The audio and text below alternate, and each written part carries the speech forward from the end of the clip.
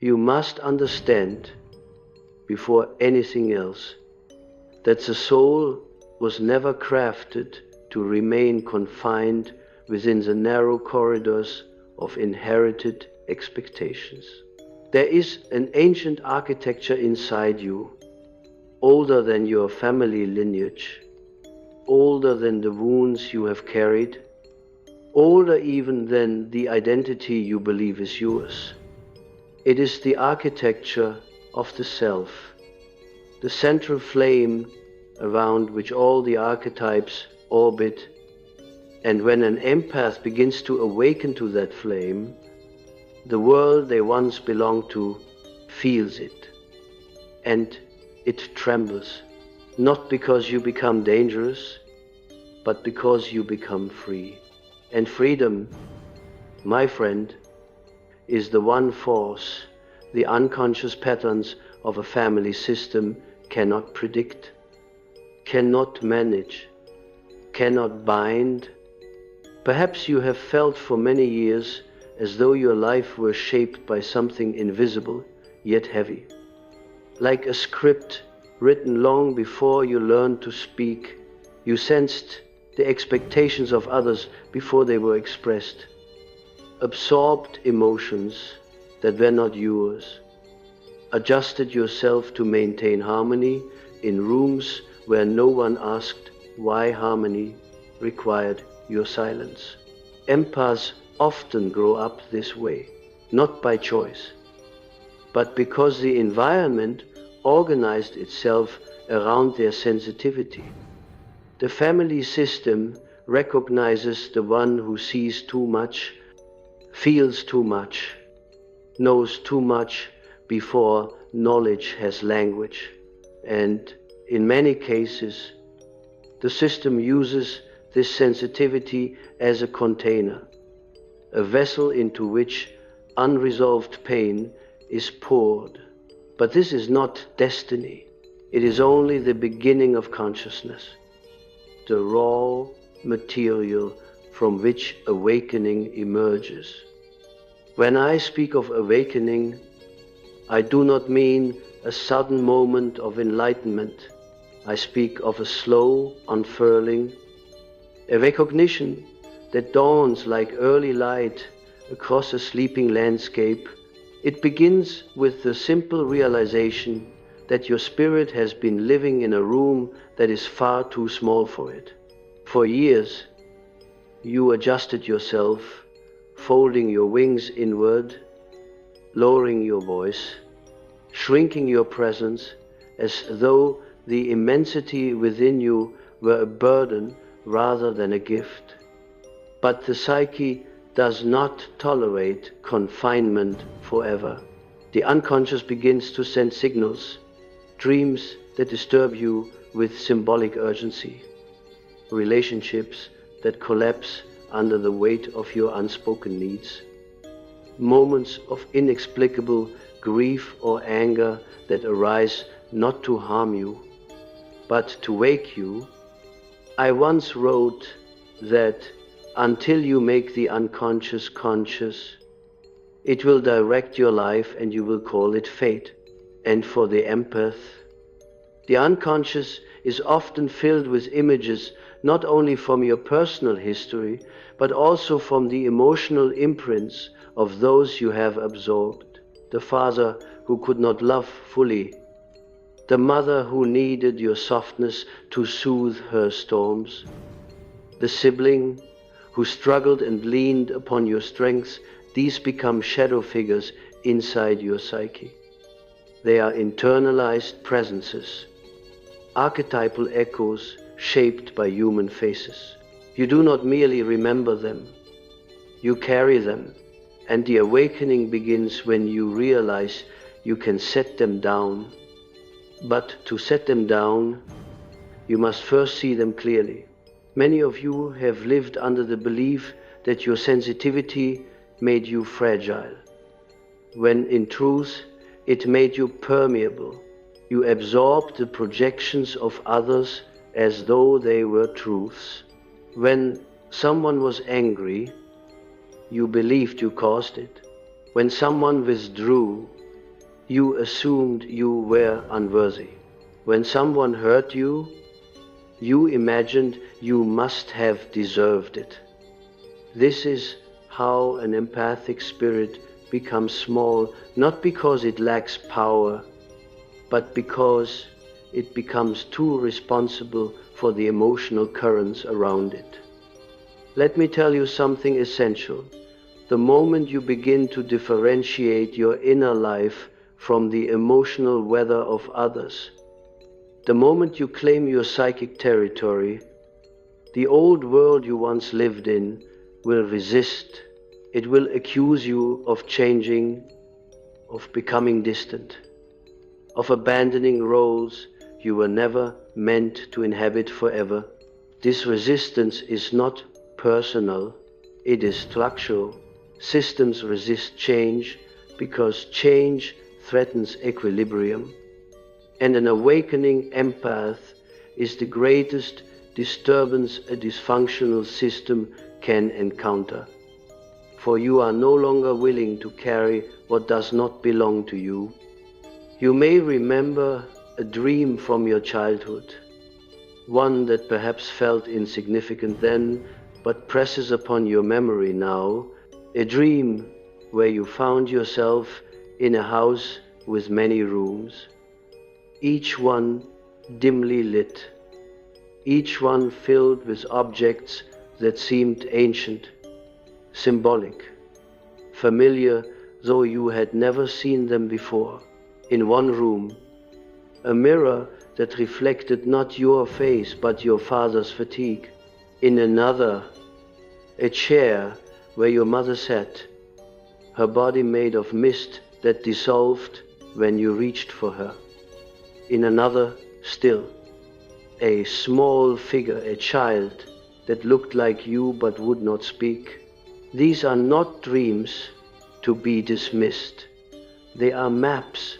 They reveal how early you began carrying the emotional realities of others, how deeply you organized your inner world around the wounds of your environment. But look closely. In that same dream, perhaps there was a door you never opened, a door at the end of the hall, slightly illuminated, calling to you with a quiet insistence. That door is the archetype of the self, the part of you that existed before anyone taught you who you were supposed to be. The empath's awakening begins when you walk toward that door, not because you are ready, but because the alternative is remaining trapped in inherited shadows. And what waits on the other side is not a destiny someone else assigned to you, but the life that has been calling to you since the beginning. When you open that door, something extraordinary happens. The roles fall away. You stop being the healer of everyone's unspoken wounds. You stop being the emotional container for a family system built on avoidance or suppression. You stop absorbing pain that does not originate in you. And for the first time, you sense your own emotional signature, a vibration distinct from everything you have ever carried. It is unsettling, yes, because it is unfamiliar, but it is also liberating, because it is yours. People often ask me why awakening terrifies the old world. The answer is simple. The old world was built on your compliance.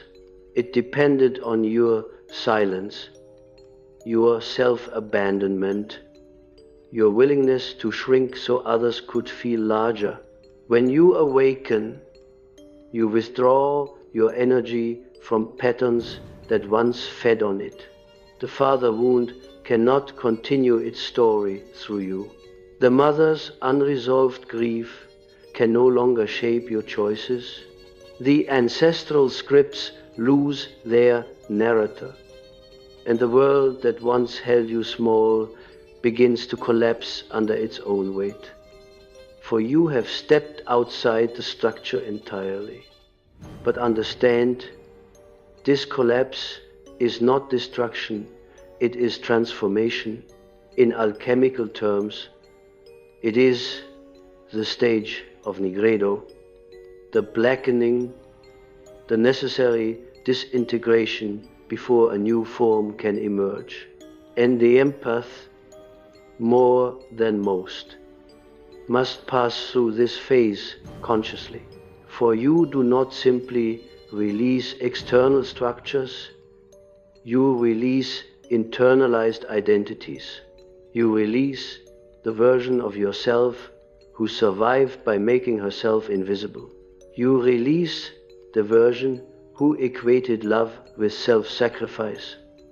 You release the child who believed her worth was measured by her ability to anticipate the needs of others. These are shadows that cling not because they are evil, but because they are afraid of dissolution. They have been your companions for years. They have shaped your perception of yourself. They have kept you safe in environments that did not know how to hold your spirit. But they are not meant to govern your adult life. They are not meant to define your destiny. Here is the paradox. When you stop living small, you will feel both expansion and grief. Expansion because your soul is finally breathing. Grief because the structures that once defined your belonging no longer fit. But this grief is sacred. It is the grief of outgrowing a skin that once protected you. The grief of stepping out of a story that once gave you identity, even if that identity was built on pain. And so I ask you, gently but firmly, what would your life look like if you stopped carrying the emotional burdens of others? What desires would surface if you no longer silenced yourself to maintain peace? What choices would you make if your sensitivity were treated not as a weakness but as a compass? This is where the true awakening begins, not in grand epiphanies, but in the quiet, deliberate reclamation of your inner world. You stop asking for permission. You stop explaining your feelings. You stop negotiating your worth. And instead, you begin to inhabit the fullness of your presence. The empath's power has always been immense, but it was dormant beneath layers of inherited narratives. The moment those narratives dissolve, your presence becomes unsettling to those who preferred you small, but to the soul, this is homecoming. There is a moment in every awakening when the spirit realizes it can no longer negotiate with the past. It is subtle at first, almost imperceptible, like a soft internal click, as though some hidden gear in the psyche finally aligns with its true configuration. You may find yourself reacting differently to old patterns, no longer willing to bend where you once bent instinctively, no longer eager to soothe tension that was never yours to resolve. This shift is not rebellion, it is remembrance. Something in you is remembering its original shape, its original dignity, its original boundaries. That memory does not arise from the ego. It rises from the deep self, the ancient one inside you who has been waiting for this very hour.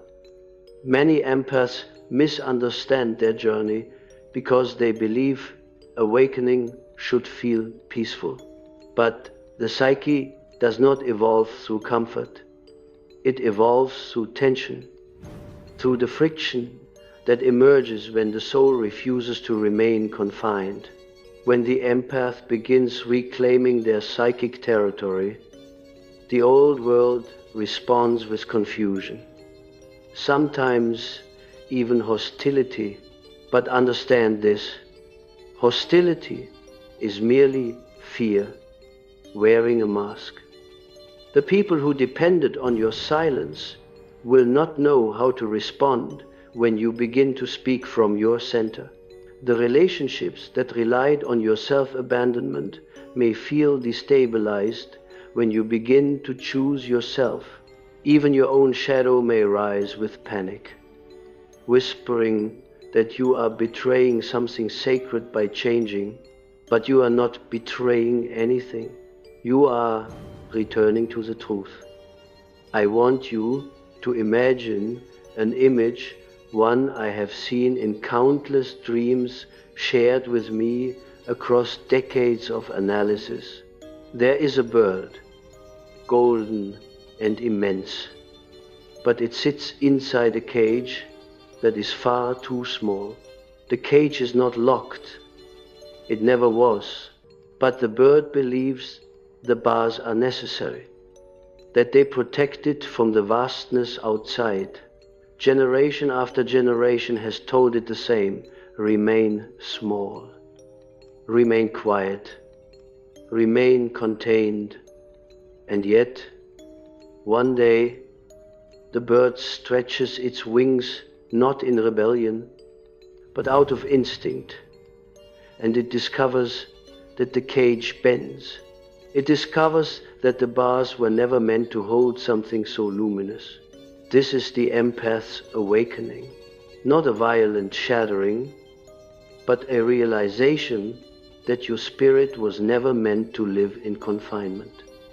But the moment you stretch your wings, the old world reacts, not because it hates you, but because it depended on your containment.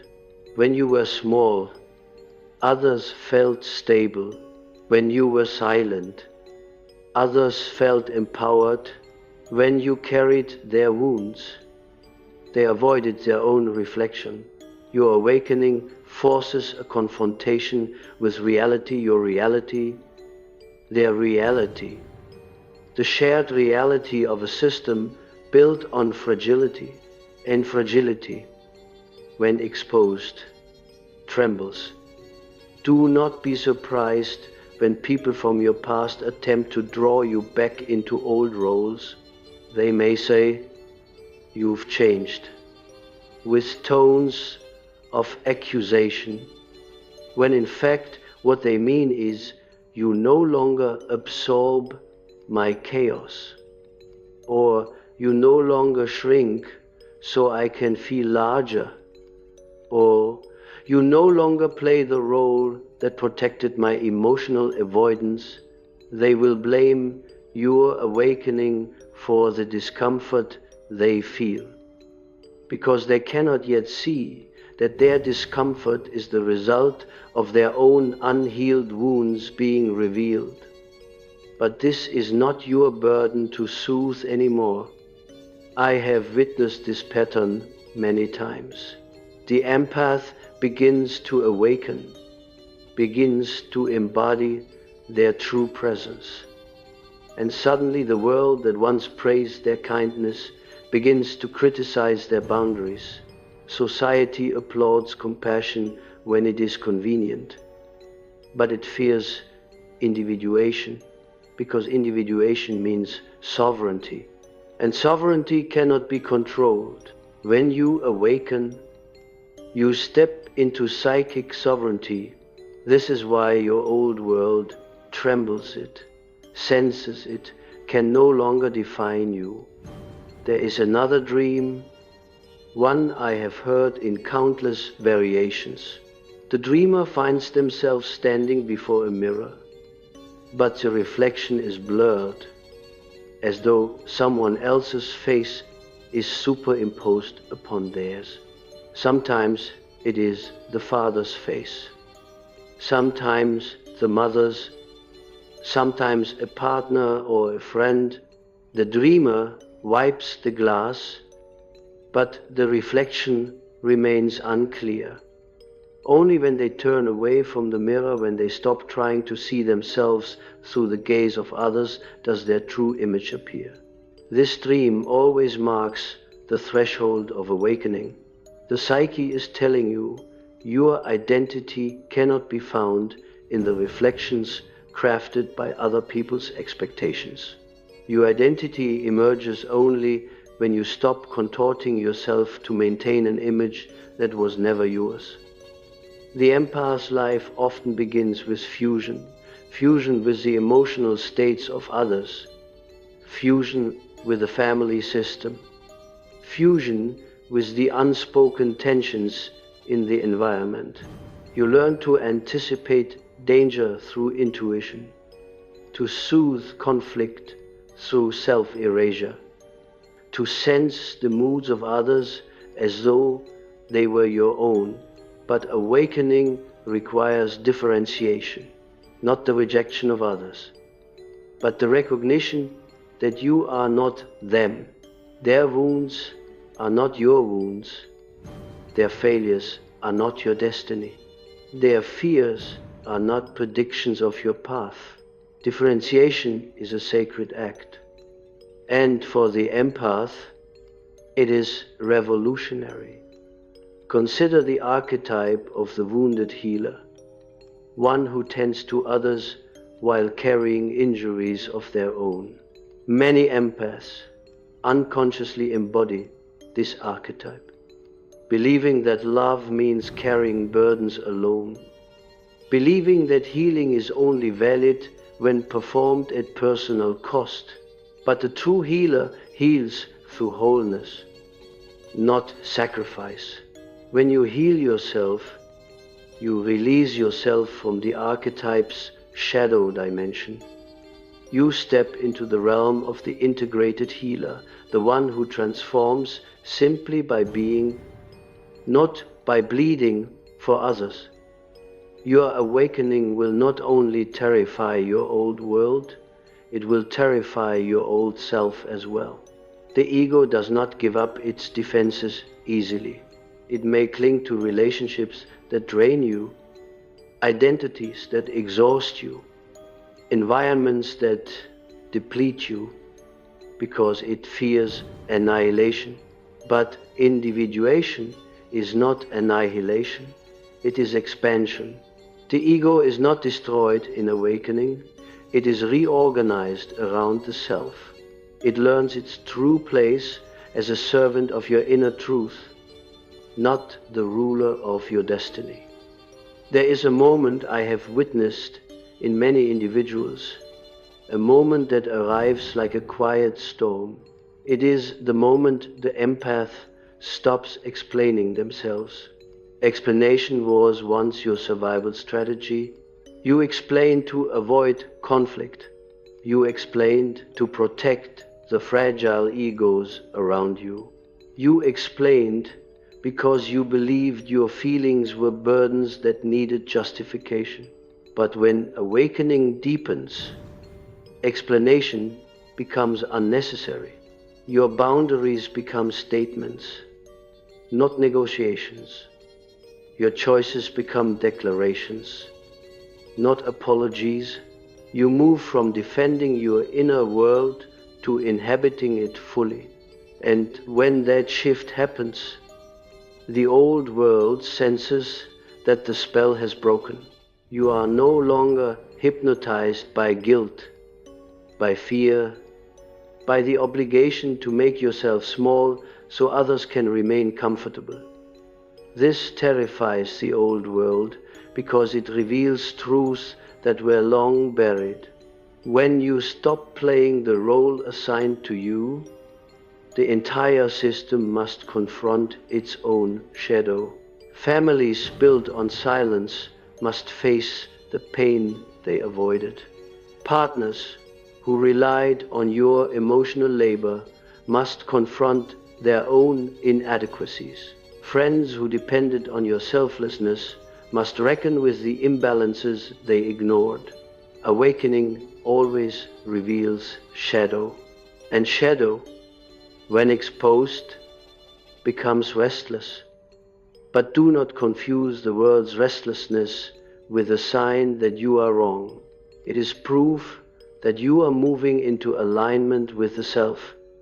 There is a symbol I want you to hold in your mind, the serpent shedding its skin. The serpent does not shed because it dislikes its old skin. It sheds because growth demands it. The skin becomes too tight, too restrictive, too incapable of containing the expansion occurring within. When the empath awakens, you shed identities the same way identities that were never yours. Identities formed around the needs of others. You shed the identity of the emotional caretaker. You shed the identity of the child who internalized rejection. You shed the identity of the adult who lived cautiously to avoid triggering old wounds in others. This shedding is not an act of rebellion. It is an act of truth. And truth has a peculiar quality. Once recognized, it cannot be forgotten. The psyche will not allow you to return to who you once were. You may attempt it, many do. You may try to shrink yourself again, to re-enter the cage that once felt familiar. But once expansion has begun, contraction becomes unbearable.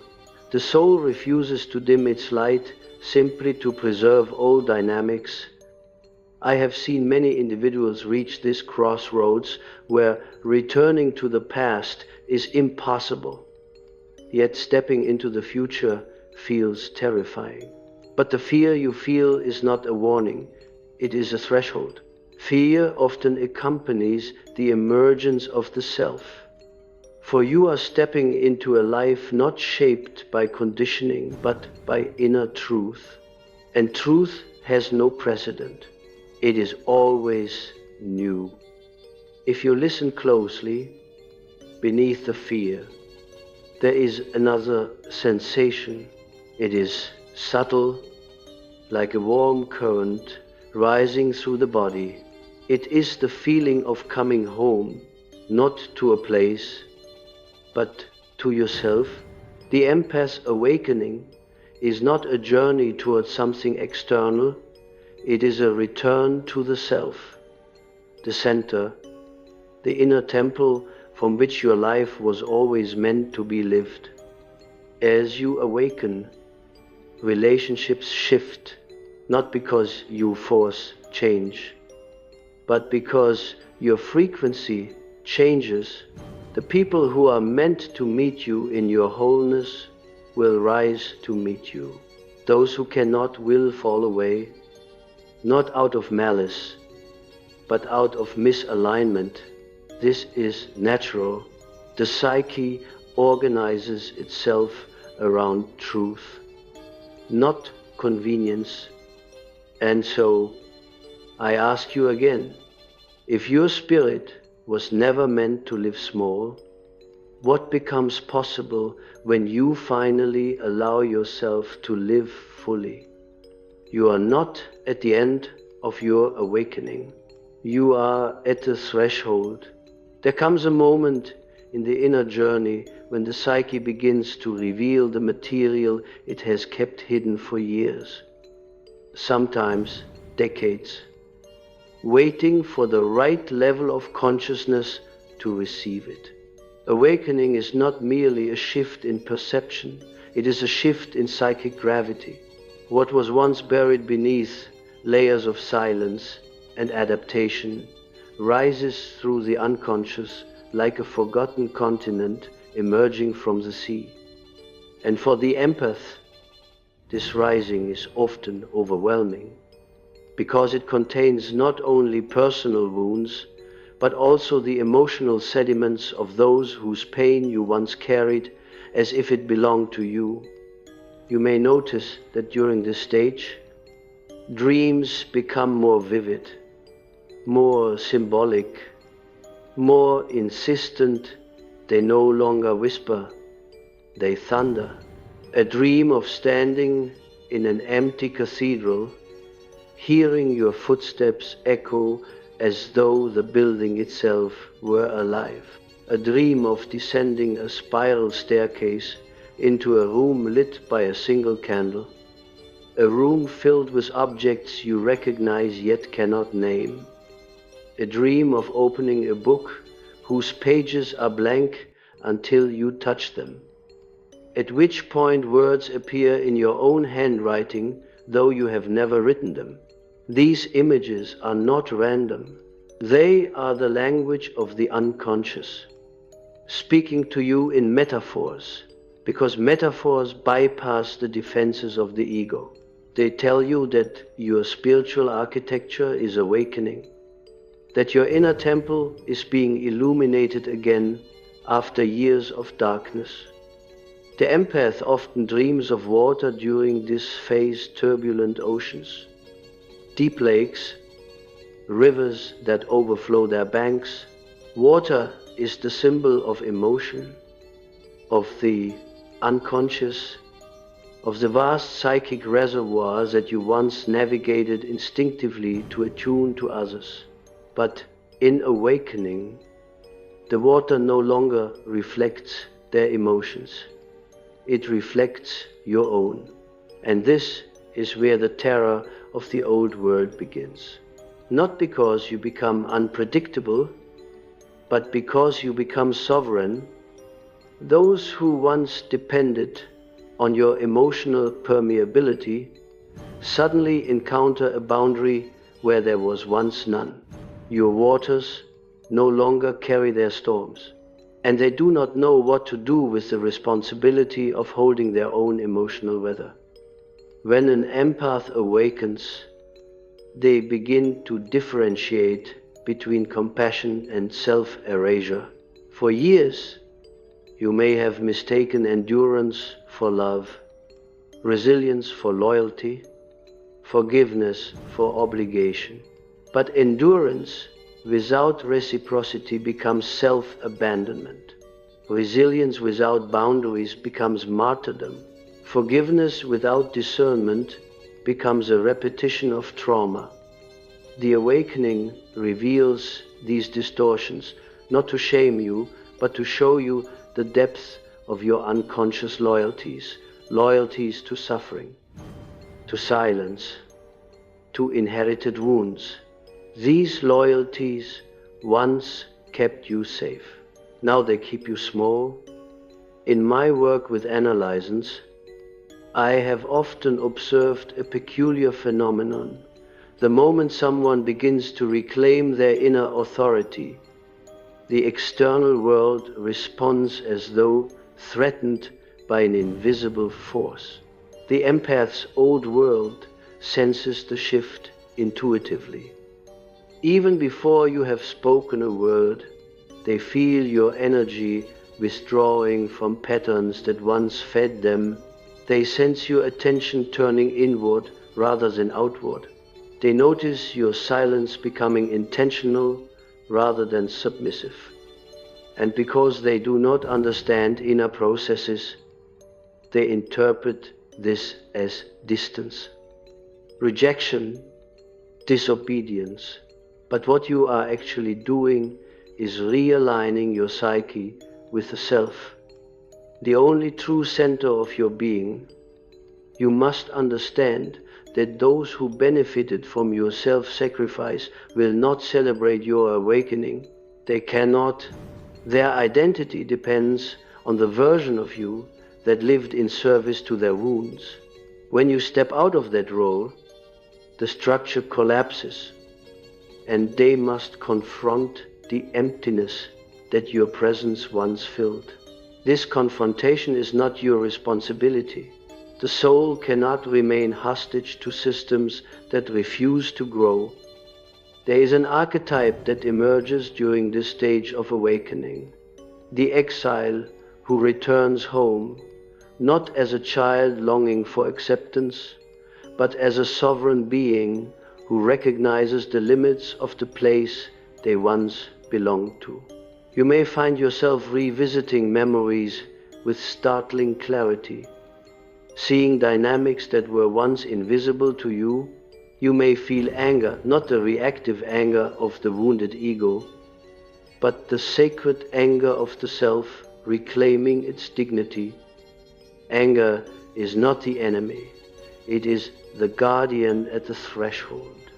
It tells you where boundaries must be drawn, where illusions must be abandoned, where your energy has been leaking into unworthy places. Do not fear this anger. Do not suppress it. Let it inform you. Let it shape you. Let it guide you toward the parts of your soul that have waited patiently for your return. And yet, awakening is not only about releasing the past, it is about meeting the future. The empath's future is not carved by destiny in the traditional sense. It is carved by individuation, the process of becoming who you truly are, by integrating the conscious and unconscious aspects of your psyche. Individuation requires courage, not because it is violent, but because it is honest. It requires that you abandon the narratives that once gave you identity but now restrict your expansion. It requires that you confront the shadow, not to eradicate it, but to integrate it, to understand its purpose, to allow it to become an ally rather than an adversary. The empath's shadow often contains suppressed power, suppressed intuition, suppressed authority, because you were taught, directly or indirectly, that your power was too much, your intuition too disruptive, your presence too intense. But the shadow does not disappear simply because you exile it. It waits, and when you awaken, the shadow emerges not to destroy you, but to complete you. Integration is the moment when the empath stops fearing their intensity and begins using it as a compass. Consider the image of a lantern. For years, you dimmed your light so others would not feel overwhelmed. But a dim lantern cannot illuminate the path. When you awaken, the lantern brightens and the path becomes visible. But visibility is frightening to those who preferred darkness. The old world may try to convince you to dim yourself again. They may call you selfish, uncaring, arrogant, but none of these accusations carry the truth. What they fear is not your selfishness, it is your autonomy. What they fear is not your arrogance, it is your clarity. What they fear is not your distance, it is their inability to control your warmth. Awakening requires that you stop living according to their interpretations and begin living according to inner truth. There is a profound loneliness in this stage, not because you are isolated, but because you are shedding an identity woven from the expectations of others. You are stepping out of the collective psychic field that once defined your reality. You may feel suspended between worlds. The old world no longer fits. But the new world has not fully formed. This is what the alchemists call the albedo, the whitening the stage after disintegration but before reconstitution. It is a state of psychic purification, and it cannot be rushed. During this stage, you may feel drawn to silence, not as an escape, but as a sanctuary. Silence becomes a teacher. Silence becomes a ritual. Silence becomes a mirror that reflects the parts of you that were drowned out by the emotional noise of others. In silence, you hear your own voice for the first time, not the voice trained to please, not the voice shaped by fear, but the voice that arises from the self. This voice is steady, ancient, and uncompromising. It does not negotiate your worth, it declares it. You may notice that your intuition sharpens dramatically. The empath's intuition has always been strong, but during awakening, it becomes crystalline, almost prophetic. You sense when something no longer aligns. You feel when someone's presence contracts your energy. You instinctively withdraw from environments that dull your spirit. This withdrawal is not avoidance, it is instinctual self-preservation. The psyche knows when it has outgrown a landscape. And yet, alongside this clarity, grief arises, not because you are losing something essential, but because you are releasing attachments that were once essential to your survival. You grieve the mother you never truly had. You grieve the father who could not see you. You grieve the friends who loved your compliance, but not your truth. You grieve the years spent living small. The years spent apologizing for your depth. This grief is not weakness, it is purification. Every tear shed in awakening becomes part of the river that carries you forward. There's another dream that appears often at this stage, the dream of walking through a forest at dusk. The trees are tall, ancient, and silent. You follow a path that twists and disappears. And yet you continue walking because something inside you knows the way. Eventually, you reach a clearing. In the center of the clearing is a fire, bright, warm, alive. You sit beside it, and for the first time, you feel the presence of your own spirit as though it were a companion sitting across from you.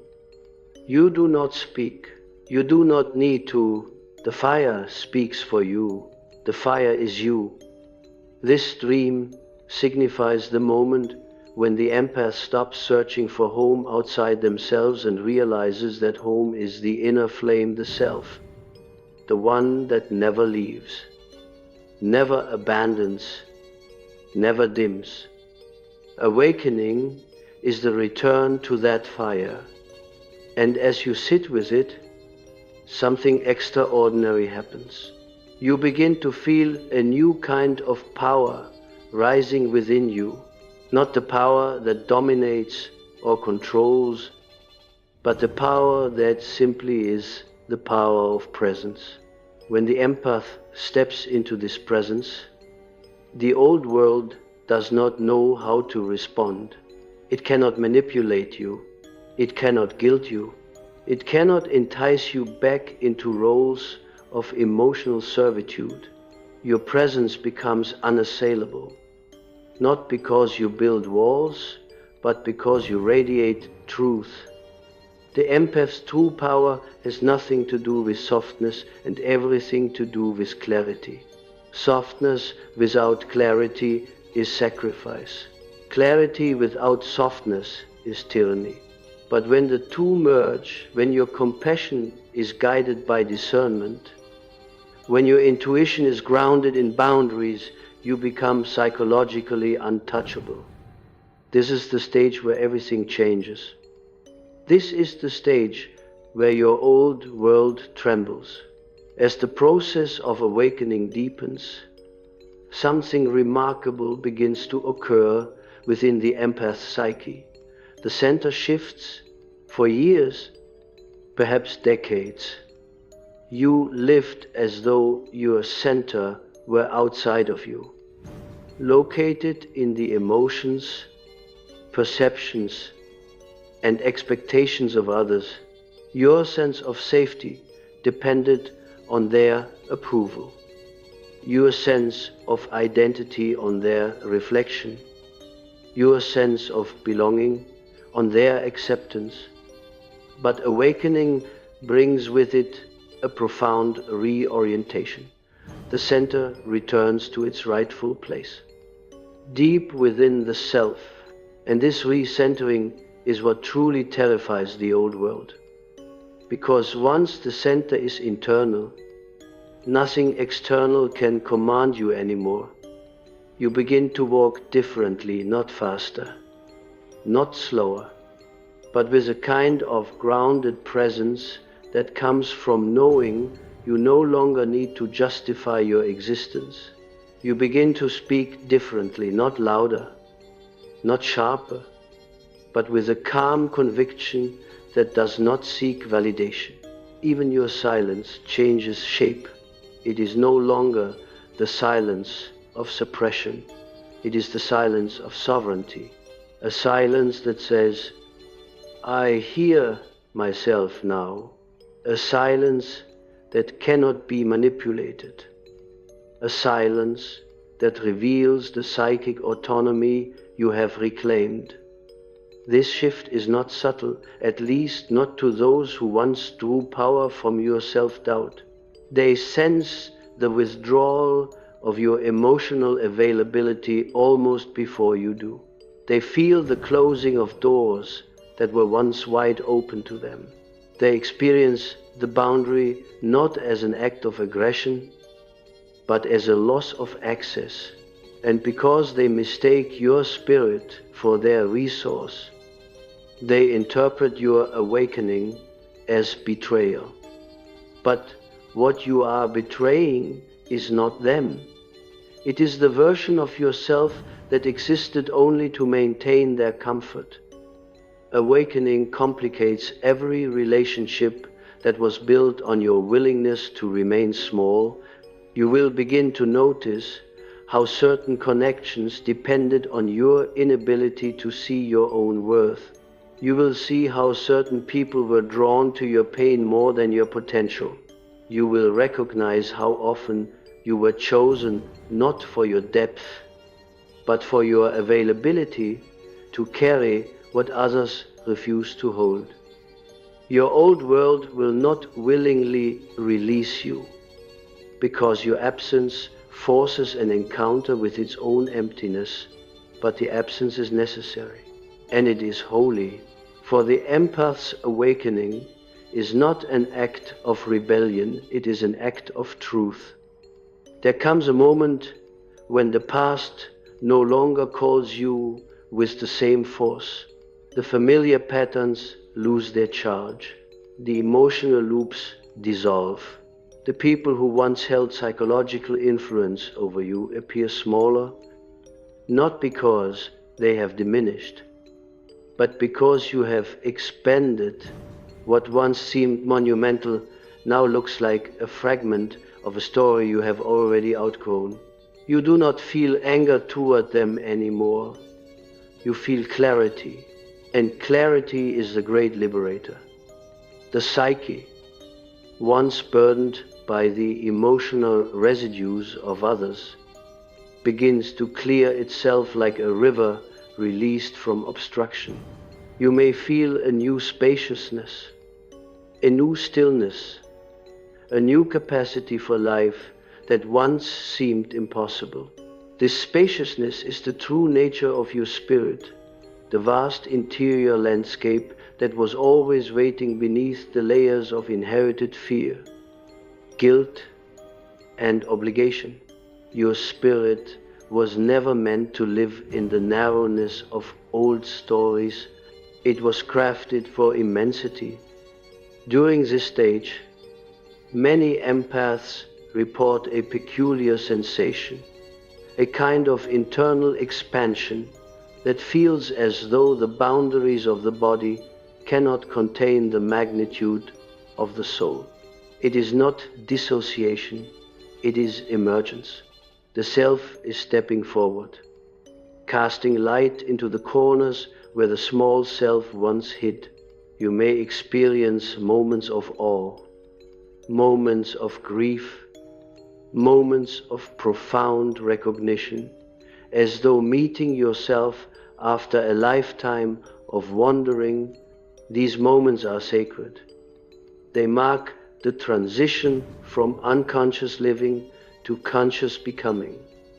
You may begin to feel guided not by external authorities, but by an inner intelligence that speaks with the authority of ancient truth. This guidance does not shout, it whispers, it nudges, it aligns, it reveals, and when you follow it, you notice that life becomes strangely coherent, as though the outer world rearranges itself to reflect your inner transformation. Synchronicities multiply, symbols appear, dreams intensify with messages that seem too precise to be accidental. This is not coincidence, it is the psyche organizing itself around your true center. Many people fear this stage because it feels as though something enormous is approaching, something irreversible, and they are right. Awakening is irreversible. Once the self begins to rise, you cannot return to fragmentation. Once you hear your inner voice, you cannot pretend to be deaf again. Once you see the truth of who you are, you cannot make yourself blind. The soul does not retreat once it has tasted its own magnitude. One of the final tasks of the empath's awakening is the integration of shadow not as an adversary, but as an ally. For too long, you believed that your anger, your boundaries, your discernment, your intuition, even your loneliness were signs of deficiency. In truth, they were guardians of the self. The shadow is not darkness, it is disowned light. When you reclaim it, you are not becoming someone new, you are becoming whole. This wholeness radiates outward in ways difficult to describe. People sense it before you speak. Animals approach you without fear. Children stare at you with familiarity. Strangers feel compelled to tell you their stories. You begin to notice that your presence alters the emotional temperature of a room, and yet you are not trying, you are simply being. This is the ultimate power of the awakened empath. Transformation without effort, influence without intention, impact without force. But understand this clearly. Wholeness is not pleasing. Wholeness is not convenient. Wholeness disrupts. Wholeness restructures. Wholeness exposes the hollowness of relationships built on wounded dynamics. Wholeness demands reciprocity. And in this demand, your old world fails, not because it is malicious, but because it was never designed to hold the fullness of your being. You will outgrow many things. You will outgrow the desire to be chosen. You will outgrow the need to be understood. You will outgrow environments that cannot match your depth. You will outgrow roles that once defined your identity. And this outgrowing is not loss, it is liberation. For the empath's destiny is not to remain small, to preserve the fragile structures of the past. Your destiny is expansion, integration, sovereignty. And as you expand, something extraordinary happens. The fear that once governed you dissolves. The world no longer feels threatening. The unknown no longer feels dangerous. The future no longer feels heavy. The empath who awakens becomes intimate with uncertainty, because uncertainty is the domain of the self, and when you live from the self, life becomes an unfolding rather than a test. Your old world will continue to tremble, not in punishment, but in recognition. It senses that you are no longer accessible in the old ways. It senses that you have reclaimed your spirit. It senses that you have stepped out of the psychic lineage that once shaped you. And though some may resent your transformation, others will be inspired by it.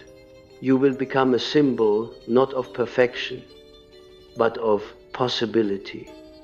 A reminder that sensitivity is not weakness, that intuition is not madness, that depth is not burden, and that the human soul was never meant to live small. You are not who you were. You are not who they told you to be. You are not the caretaker of wounds that are not yours. You are not the echo of a family script written before your birth. You are not the sum of your adaptations. You are the self ancient, luminous, sovereign. And if your old world trembles at your awakening, let it tremble, for it is trembling not at your power, but at the collapse of the illusion that you ever belonged to anything smaller than your own vast and uncontainable spirit. Your awakening is not the end of a story. It is the beginning of a life finally lived from the center, from the truth, from the fire that has waited beneath every wound, every silence, every shadow. Your spirit was never meant to live small, and now it never will again. Even after the primary awakening has taken place, after the self has risen like a tidal force through the layers of forgotten memory and unprocessed emotion, there remains another threshold, quieter, more subtle, yet equally decisive. It is the threshold where you begin to live not merely with awareness but with embodiment. For insight without embodiment is still a kind of exile, and the empath, who has spent so much of life living in exile from their own center, must now learn the art of returning, again and again, to the inner homeland that awakening revealed. There is an image that often appears in the dreams of those who have crossed the awakening threshold, a bridge spanning a wide chasm, illuminated faintly by moonlight. The dreamer stands on one side, facing the unknown on the other. The bridge is narrow, almost too narrow. It sways with every movement, as though testing the resolve of the one who dares to cross. And yet, despite the trembling, despite the height, despite the darkness below, there is a pull, a gravitational pull toward the other side. This bridge is the symbol of embodiment, the passage between realization and lived truth. Crossing it is not an act of intellect, it is an act of soul.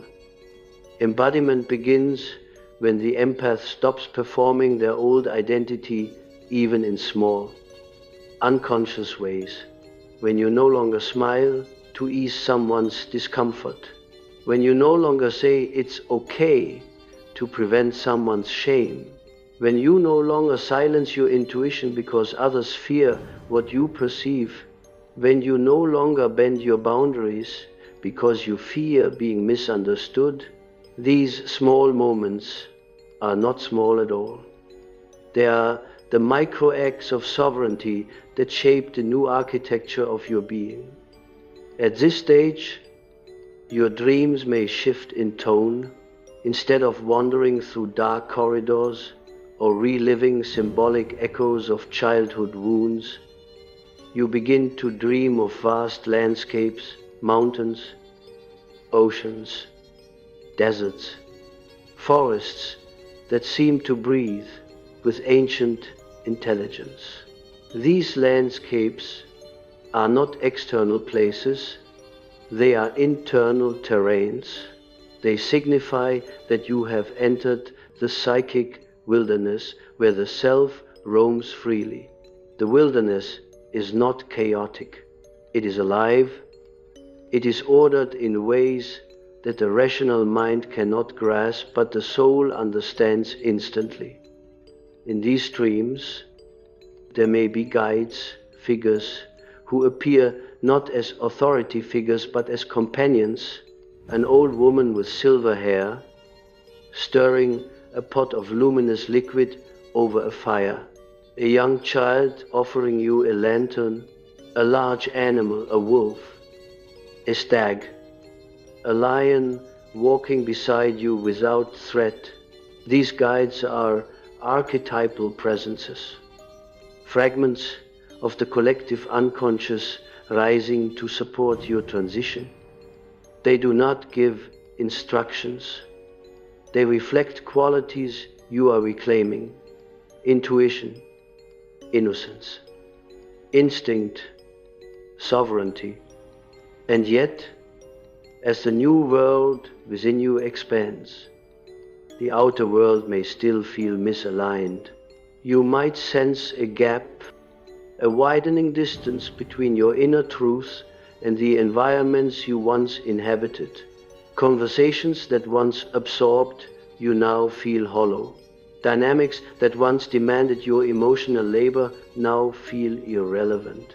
Obligations that once drained you now feel impossible to participate in. This discomfort is not a sign of failure. It is a sign of embodiment. The old world becomes too narrow because your inner world has become too vast. Here, many empaths experience a peculiar form of grief. Grief not for what was lost, but for what never was. The childhood you were too perceptive to enjoy. The adolescence burdened by the emotional tension of others. The relationships where you loved deeply but were seen only partially. This grief is essential. It is not regression. It is integration. You are mourning the versions of yourself who survived by shrinking. You are mourning the dreams you abandoned because no one believed in them. You are mourning the moments when your spirit dimmed itself to avoid provoking the fear of those around you. Let this grief move through you like a river. It is washing the final residues of smallness from your psyche. As embodiment deepens, you begin to feel a new kind of quiet inside you, not the quiet of suppression, but the quiet of equilibrium. It is the silence of a psyche no longer split between inner truth and outer performance. It is the silence of alignment. And from this silence, intuition arises with extraordinary clarity. You know what is meant for you and what is not. You sense the emotional undercurrents of others without absorbing them. You recognize manipulation instantly, not with suspicion, but with neutrality. This neutrality is the mark of power. When the empath no longer reacts from old wounds, they become unmanipulable. Do not misunderstand neutrality. It is not detachment or coldness. It is the ability to remain rooted in yourself even when the world pulls. It is the capacity to respond rather than absorb. It is the mastery of being present without losing presence. When an empath reaches this stage, their old world trembles, not because they have become distant, but because they have become clear. There is a symbol in alchemy, the Ouroboros, the serpent devouring its own tail. It represents the cycle of death and rebirth, the eternal return to the self. In your awakening, you have passed through death, the death of the identity shaped by the needs of others. And now you enter rebirth, the birth of a life shaped by the truth within, The Ouroboros also symbolizes self-sufficiency. The idea that the wholeness you seek does not come from external validation. You carry your own completion. As you embody your awakening, you will notice a shift in how others perceive you. Some will be drawn to your presence instinctively, sensing the groundedness you radiate. Others will be intimidated, not because you intend intimidation, but because your authenticity exposes their avoidance.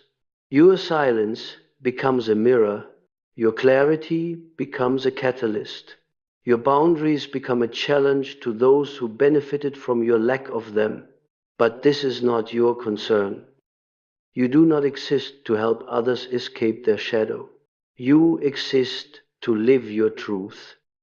And in doing so, you automatically illuminate the shadows of those who cross your path. One of the final integrations of this journey is the recognition that you no longer need to prove your transformation. Awakening is not a performance. It is not about being understood. It is not about convincing anyone of your depth. It is not about explaining why you changed. Those who are meant to walk with you will feel the authenticity of your presence. Those who are not will fall away like leaves in a season that has ended, and you must let them fall. Your spirit is entering a new season, one where expansion is natural, where boundaries are intuitive, where intuition is trusted, where connection is reciprocal, where silence is powerful, where your presence is your offering. You do not need to justify your newfound magnitude. Magnitude is your birthright. Your old world trembles because it recognizes what perhaps you are only beginning to grasp. Once an empath awakens, they do not return to smallness. Once the self emerges, it does not crawl back into hiding. Once the inner flame rises, it cannot be dimmed to comfort the darkness around it. You have crossed the threshold, you have stepped into the wilderness of your own soul. You have reclaimed the fragments that once scattered across the emotional landscapes of others. You have become whole, not perfect, but whole. And wholeness is what your old world feared most. Because wholeness breaks every cycle that once depended on your fragmentation. Your spirit was never meant to live small. Now it knows. And knowing is irreversible.